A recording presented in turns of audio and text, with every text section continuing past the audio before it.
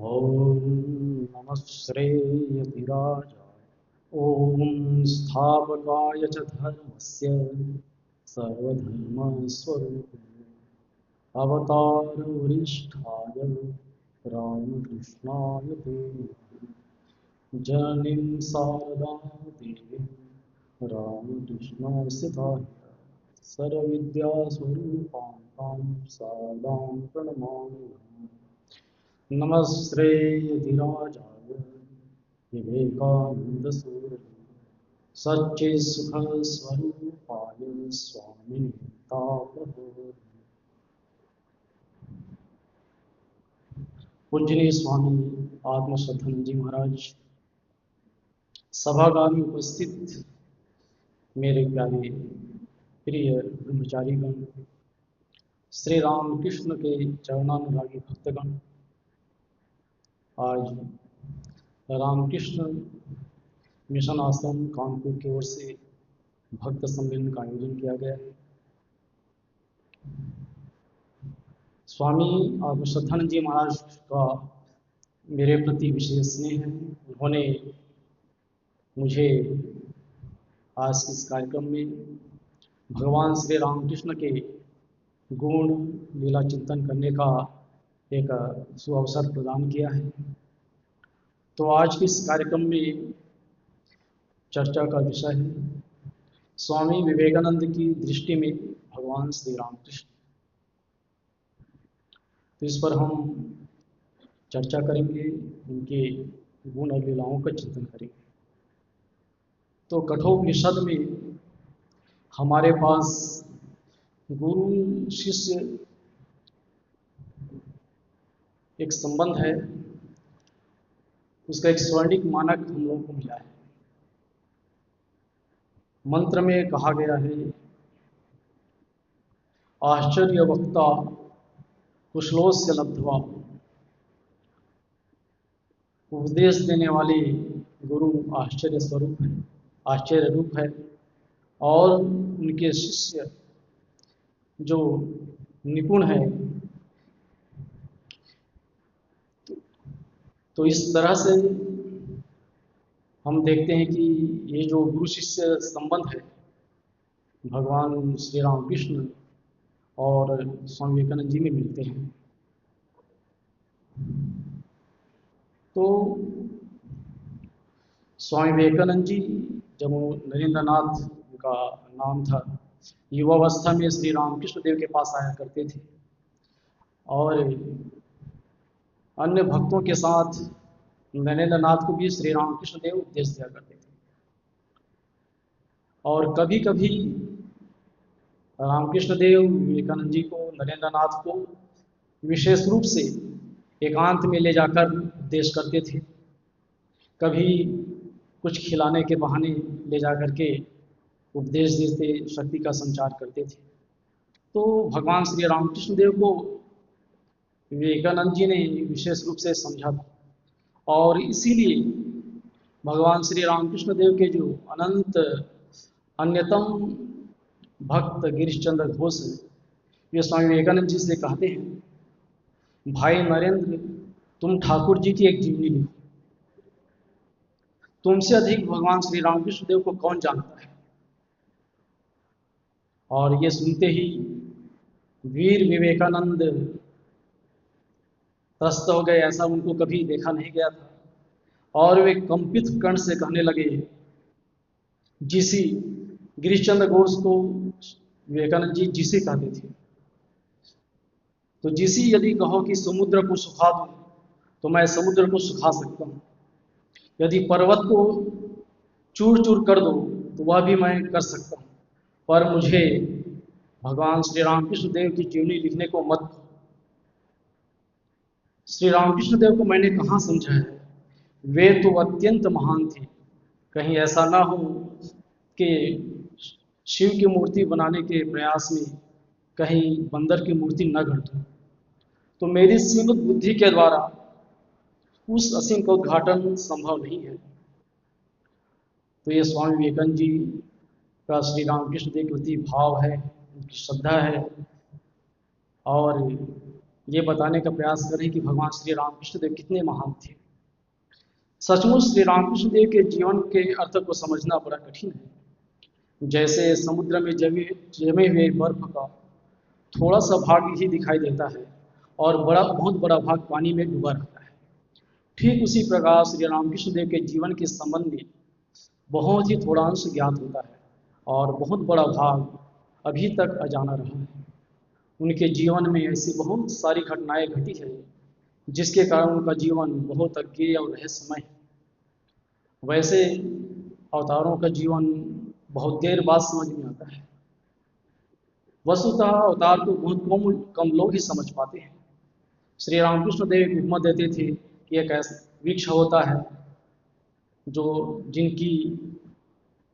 जिनके तना, शाखाएं, डालियां, पेड़, पत्ते सभी वृक्ष जैसे दिखते हैं, पर वस्तुतः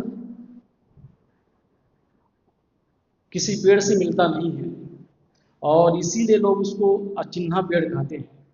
तो हम साधारण मनुष्य को देखते हैं, साधारण मनुष्य के बारे में कुछ ज्ञान प्राप्त करते हैं, परंतु इन सबसे परे जो सारी सीमाएं लांघ चुके हैं उन्हें समझने में हमारी बुद्धि असमर्थ है। भगवान श्री राम और श्री कृष्ण के जीवन काल में बहुत कम लोग ही उनको अवतार के रूप में समझ पाए थे, अवतार मानते थे।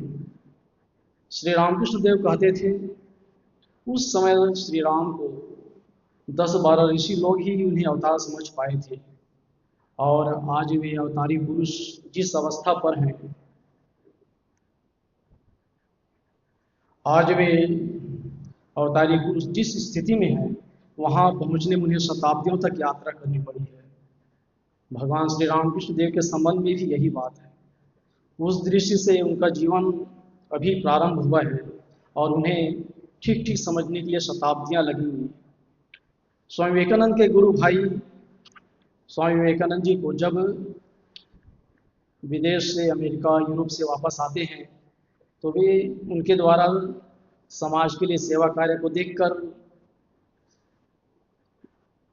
खुश नहीं होते हैं और वे समझते हैं कि ये श्री रामकृष्ण की शिक्षाओं के प्रतिकूल है और वे नरेंद्र नाथ को इस बात को कहते हैं। नरेंद्र नाथ स्वामी जी उग्र होते हुए कहते हैं श्री रामकृष्ण देव इतने महान हैं कि उनके शिष्यों द्वारा उन्हें समझना कठिन है। आध्यात्मिक प्रत्यय जो अनंत रूपों में विकसित हो रहे हैं उसके वे मूर्तिमान स्वरूप हैं। यदि कोई ब्रह्म के ज्ञान की सीमा का अनुभव कर सकता है तब भी ठाकुर के अथाह गहराई का मापन नहीं कर सकता है। कठोपनिषद में कहा गया है यमे वैशे तेन लभ्य तस्यैष आत्मा विमृतेश्याम, अर्थात यह आत्मा परमात्मा जिसको स्वीकार कर लेता है उसके द्वारा ही प्राप्त किया जा सकता है। और सत्य तो यह है कि श्री रामकृष्ण देव को स्वामी विवेकानंद जी ने जितना समझा है, जैसा समझा है, और किसी ने नहीं समझा। स्वामी विवेकानंद जी का समस्त साहित्य, उनके व्याख्यान, वार्तालाप, लेख आदि समस्त रचनाएं श्री रामकृष्ण के जीवन और आदर्शों पर भाष्य ही तो है। स्वामी जी ने श्री रामकृष्ण देव पर बहुत कम व्याख्यान दिए हैं या लेख लिखे हैं। विवेकानंद ने श्री रामकृष्ण देव पर निवारक में मेरे गुरुदेव विषय पर व्याख्यान दिए। कुछ स्तोत्र हैं, रामकृष्ण संघ की संध्या आरती है और विवेकानंद जी द्वारा लिखित विभिन्न लोगों को जो पत्र लिखे हैं, पत्रावली हैं, जो श्री रामकृष्ण के प्रति मान्यता एवं उनकी महानता प्रकट करने के लिए पर्याप्त है। स्वामी जी द्वारा रचित श्री रामकृष्ण का प्रणाम मंत्र भी इसी तरह का एक सारगर्भित श्लोक है और उस प्रणाम मंत्र के पीछे एक कहानी है। भगवान श्री रामकृष्ण देव के एक महिला भक्त निस्तारणी देवी घोष एक दिन बेलूर मठ में आती हैं और विवेकानंद जी से कहते हैं कि नरेंद्र, ठाकुर जी कहा करते थे नरेंद्र मुझे जहाँ रखेगा मैं वहीं रहूँगा, तो ऐसा करो मेरे मकान में मैंने एक नया पूजा घर बनाया है, तुम आकर के वहाँ ठाकुर जी की प्रतिष्ठा कर दो, ठाकुर जी के चित्र की स्थापना कर दो। और नरेंद्र नाथ को, विवेकानंद जी को इस पर कोई आपत्ति नहीं थी।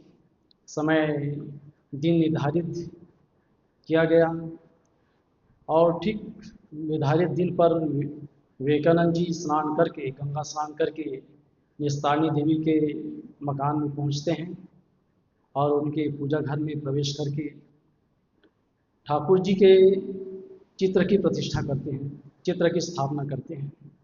और विवेकानंद जी कहते हैं कि ठाकुर इनके परिवार के बीच में रहिए और इनके परिवार का, इन सबका मंगल करिए। और उस विवेकानंद जी की ये जो बातें हैं सिर्फ शब्द नहीं थे, विवेकानंद जी श्री रामकृष्ण देव की अनुभूति करते हुए ये शब्द कहे थे। और ठीक उसी स्थापना करने के बाद बरबस एक निर्झरनी की तरह उनके मुख से एक मंत्र निकल पड़ा।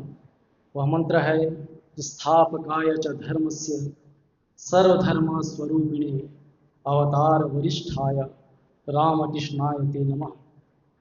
हे धर्म संस्थापक, हे सर्वधर्म स्वरूप, हे अवतार वरिष्ठ रामकृष्ण, तुम्हें प्रणाम है। और यह श्लोक श्री रामकृष्ण के मर्म को प्रकट करते हैं। और आज का जो विषय है विवेकानंद जी के दृष्टि में श्री रामकृष्ण से, या इस मंत्र से विवेकानंद जी श्री रामकृष्ण देव को कैसे देखते हैं, ये समझ में आता है। तो भगवान श्री रामकृष्ण केवल हिंदू धर्म की स्थापना के लिए नहीं आए थे, वे तो आए थे समस्त धर्मों की स्थापना के लिए। और उनके प्राण सिंचन से प्रत्येक धर्म प्राणवंत हुए हैं। और स्वामी जी ने जो प्रणाम मंत्र में कहा, ये 3 आयाम हमको प्राप्त होते हैं।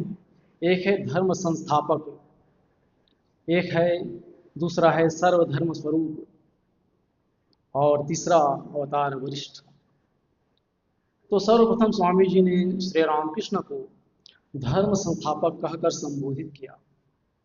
और धर्म शब्द से अलग अलग लोग अलग अलग अर्थ निकालते हैं।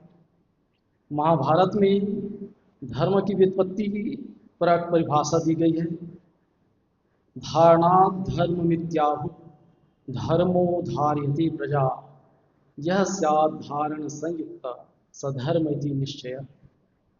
धर्म शब्द का अर्थ है धारण करना, जो तत्व, विचार, भाव या वस्तु व्यक्ति और समाज को धारण कर सके, स्थिरता एवं गतिशीलता प्रदान कर सके, वह धर्म कहलाता है। स्वामी विवेकानंद ने धर्म के आध्यात्मिक, सामाजिक और व्यवहारिक पक्षों का गहन अध्ययन करने के बाद धर्म के जीते जागते स्वरूप श्री रामकृष्ण देव के जीवन को निकट से देखने के बाद तथा उसके मार्गदर्शन में यथार्थ धार्मिक जीवन यापन करके धर्म को एक नया अर्थ प्रदान किया। वे कहते थे, religion is realisation, it is being and becoming. If there is God we must see him, if there is atman we must realise it. अर्थात धर्म अनुभूति का विषय है, वह बनना और होना है। अगर ईश्वर हैं तो हमें उसे अवश्य देखना चाहिए, और अगर आत्मा है इसका साक्षात्कार हमें जरूर करना चाहिए।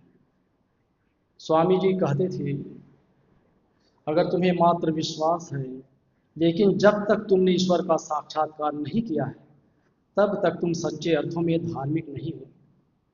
तो धर्म के 3 आयाम हैं।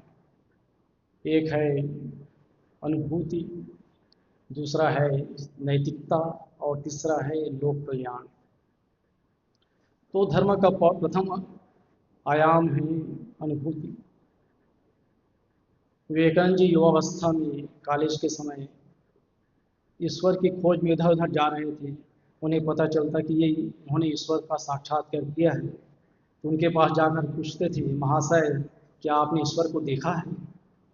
तो इसी तरह से कई महानुभावों के पास गए, किसी से सही उत्तर नहीं मिला। और एक बार वे देवेंद्र नाथ ठाकुर के पास भी गए, उनसे भी पूछा, महाशय क्या आपने ईश्वर को देखा है? देवेंद्र नाथ ठाकुर ने कहा, नरेंद्र तुम्हारी आंखें तो योगी जैसी हैं। और नरेंद्र नाथ इस उत्तर से संतुष्ट नहीं हुए। वे मन ही मन सोचने लगे, यदि कोई व्यक्ति भूखा है और उसे कहे कि तुम्हारा चेहरा कितना सुंदर है, ये तो ऐसा ही है। और अंत में विवेकानंद नरेंद्र नाथ श्री रामकृष्ण देव के पास जाते हैं और उनसे भी यही प्रश्न करते हैं, महाशय क्या आपने ईश्वर को देखा है? भगवान श्री रामकृष्ण देव अपरोक्षानुभूति संपन्न थे, ब्रह्मज्ञ पुरुष श्री रामकृष्ण देव ने उत्तर दिया, हाँ मैंने ईश्वर को देखा है, ठीक उसी प्रकार जिस प्रकार मैं तुम्हें देख रहा हूँ, बल्कि उससे भी स्पष्टतर रूप से, और अगर तू चाहे तो उसे भी तुम्हें भी मैं दिखा सकता हूँ। स्वामी विवेकानंद के इस छोटे से प्रश्न के पीछे एक अनेक प्रश्न छिपे हुए थे, जैसे क्या ईश्वर है, क्या ईश्वर को देखा जा सकता है, क्या आपने देखा है, क्या सभी उसे देख सकते हैं। यह एक वैज्ञानिक जिज्ञासा थी और श्री रामकृष्ण देव ने भी वैज्ञानिक परक इनका उत्तर दिया कि मैंने ईश्वर को देखा है। उसने ये नहीं कहा कि मैंने देखा है, बाकी लोग नहीं देख सकते।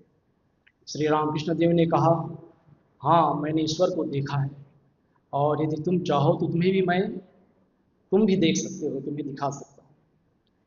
और उन्होंने इस वैज्ञानिक परक उत्तर, उसके पहले उन्होंने जगन माता से भी यही प्रश्न किया था, माँ तुम मृण्मयी है या चिन्मयी, तुमने कमलाकांत और राम प्रसाद को दर्शन दिए, मुझे क्यों नहीं देती? और यही कारण है कि वे स्वामी जी के प्रश्न का इतने वैज्ञानिक और असंदिग्ध उत्तर दे सके, और ये उनकी अनुभूति थी। धर्म का एक दूसरा आयाम है नैतिकता।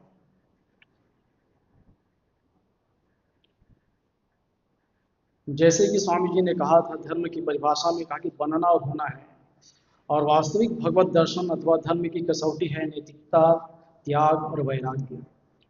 तो एक बार दक्षिणेश्वर में एक बार वेदांती साधु आए थे, लेकिन वे अपने आचरण के संबंध में ढीले थे, उनका कुछ अवांछनीय अनैतिक संबंध थे। तो एक दिन श्री रामकृष्ण देव से उनकी मुलाकात हुई। श्री रामकृष्ण ने बातचीत में उनसे पूछा कि वे वेदांती हैं, फिर क्यों उनके बारे में ऐसी बातें सुनी जा रही है, क्या बात है? उसने उत्तर में श्री रामकृष्ण से कहा, इसमें कौन सी आपत्तिजनक बात है? जब सभी मिथ्या है तो मेरा अनैतिक आचरण भी सत्य कैसे होगा? वह भी मिथ्या है। और ये सुनकर के श्री रामकृष्ण देव अत्यंत रुष्ट हुए। और तात्पर्य यह है कि यदि वेदांत ज्ञान के साथ वैराग्य, संयम, त्याग न हो तो वह व्यर्थ है। वास्तविक भगवत दर्शन अथवा धर्म की कसौटी संयम, नैतिकता, त्याग और वैराग्य है, और श्री रामकृष्ण देव इस पर खरे उतरते हैं।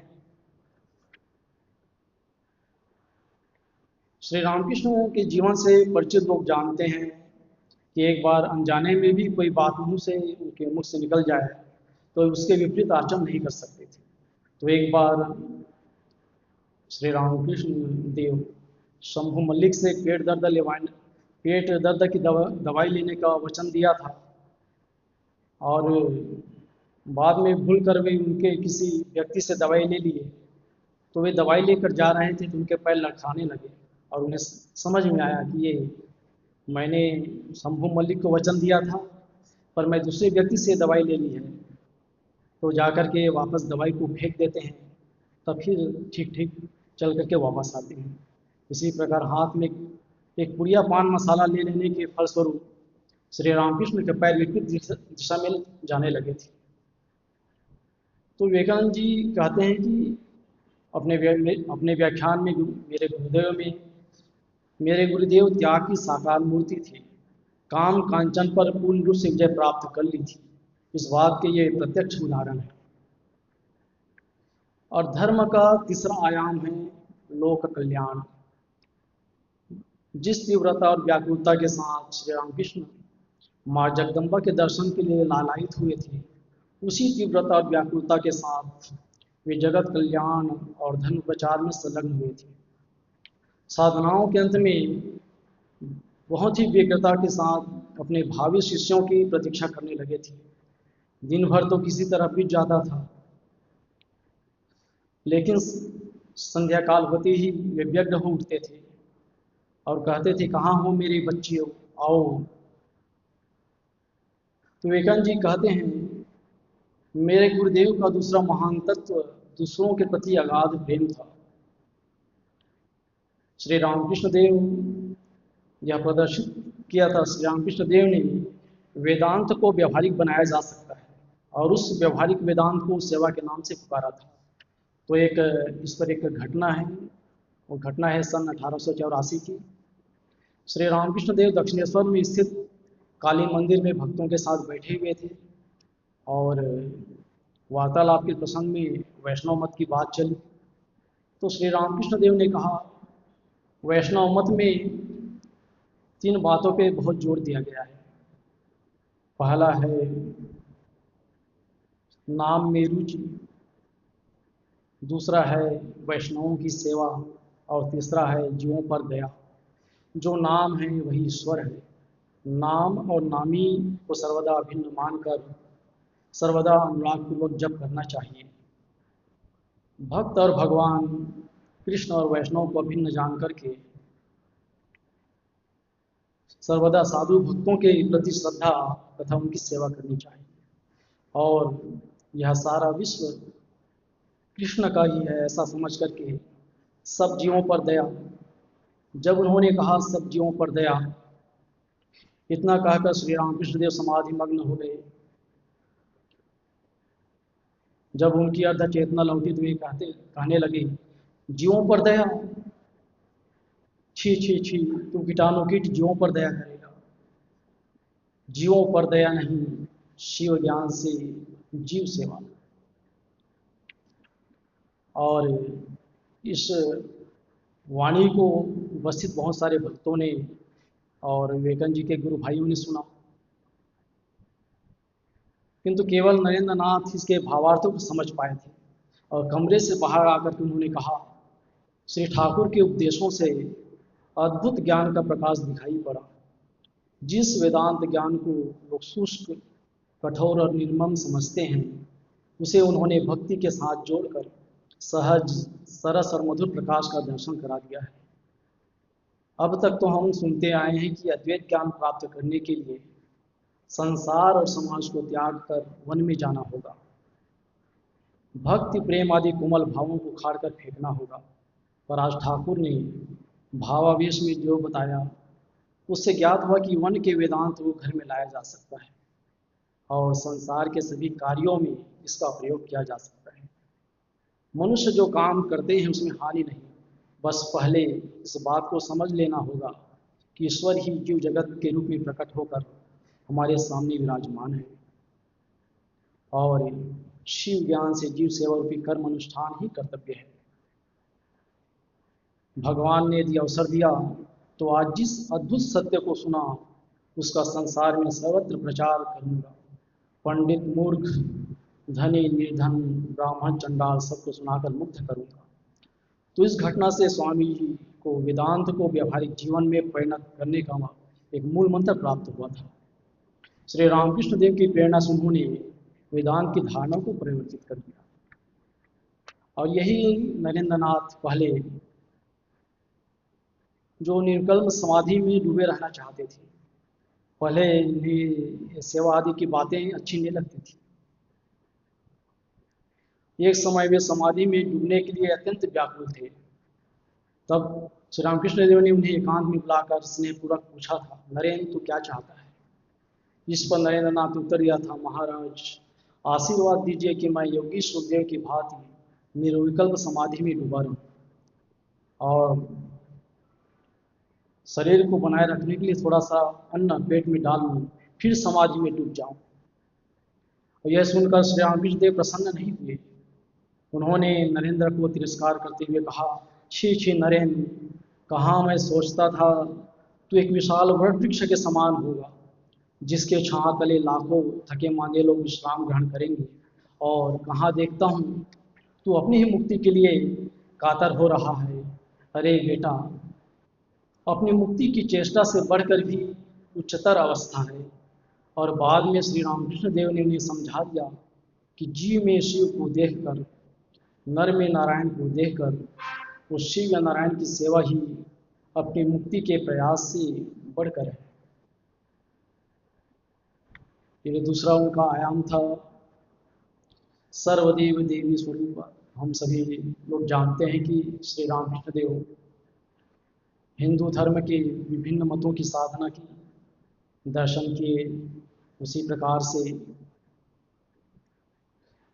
इस्लाम धर्म, ईसाई धर्म की साधना की और साक्षात्कार किया था। तो विवेकानंद जी कहते हैं कि भिन्न धर्मों के सत्य के स्वरूप को जानो। और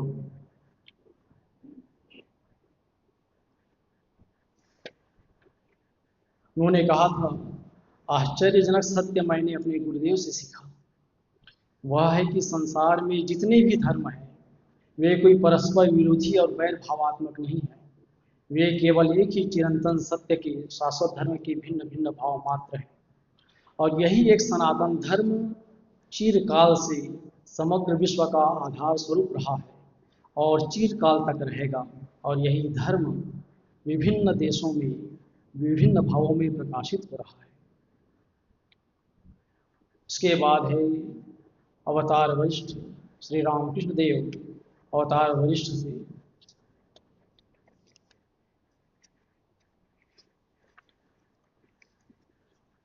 स्वामी विवेकानंद जी मद्रास में एक शिष्य को लिखे पत्र में कहा था इस अवतार वरिष्ठ के संबंध में, ईश्वर यदि सर्वत्र हैं पर हम उसे मानवीय चरित्र के माध्यम से जान सकते हैं। कोई चरित्र श्री रामकृष्ण के समान पूर्ण नहीं था और यही वह केंद्र होना चाहिए जिसके चारों ओर हमें एक ही समय में रहना चाहिए, जिसमें हर कोई उन्हें अपने अनुसार ईश्वर या उद्धार करता महान व्यक्ति जैसा चाहे। मद्रास के एक अन्य शिष्य को लिखे पत्र में स्वामी जी कहते हैं, भारत का उत्थान केवल श्री रामकृष्ण के चरणों में बैठकर हो सकता है। उनके जीवन और उनकी शिक्षाओं, उनके संदेशों को दूर दूर तक फैलाना है, हिंदू धर्म के रोम रोम में प्रवेश कराना है। श्री रामकृष्ण के व्यक्तित्व में हम अभूतपूर्ण पूर्णता देखते हैं। अपने गुरु भाई स्वामी शिवानंद जी को एक पत्र में लिखते हैं, रामकृष्ण ज्ञान, प्रेम, त्याग, उदारता और मानव जाति की सेवा करने की इच्छा के नवीनतम और सबसे परिपूर्ण अवतार है। इसलिए उनकी तुलना करने वाला कोई भी व्यक्ति व्यर्थ ही पैदा हुआ होगा जो उनकी सराहना नहीं कर सकता।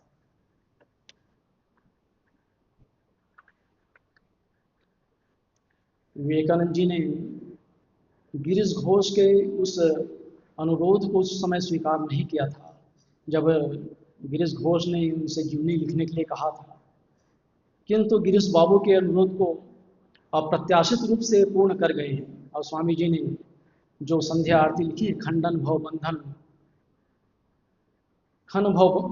भव बंधन गीति छंद के रूप में ठाकुर का जो जीवंत भाव विग्रह स्वामी जी हमारे लिए रख गए हैं, वह चिरकाल तक ध्यान की प्राण वस्तु बना रहेगा। उस छंद में उन्होंने रामकृष्ण के कुल गोत्र, जन्मधाम, साधना, आराधना, यहाँ तक कि उनके अनिंद्य अवयवों का भी वर्णन नहीं किया है, अपितु भावमुख के रामकृष्ण को भावमुख रूप में ही प्रकाशित किया है। और दक्षिणेश्वर में जो अकेले ले जा विवेकानंद जी को एकांत में ले जाकर जो खिलाते थे संदेश, माखन, तो दक्षिणेश्वर में इतना जो माखन संदेश खिलाया था, इतना जो नरेन खाओ कहा था, वह स्वादिष्ट, वह सब इसीलिए तो था कि वापस मिलेगा और असीम सीमा के भीतर पकड़ में आया था। भक्त विवेकानंद आंसू पी करके पुनः उसे असीम आयतन अखंड के घर में, जहाँ से भगवान श्री रामकृष्ण देव का आना हुआ था, वहाँ ले गए और कहा, वंदितो माय, मैं तुम्हारी वंदना करता हूँ।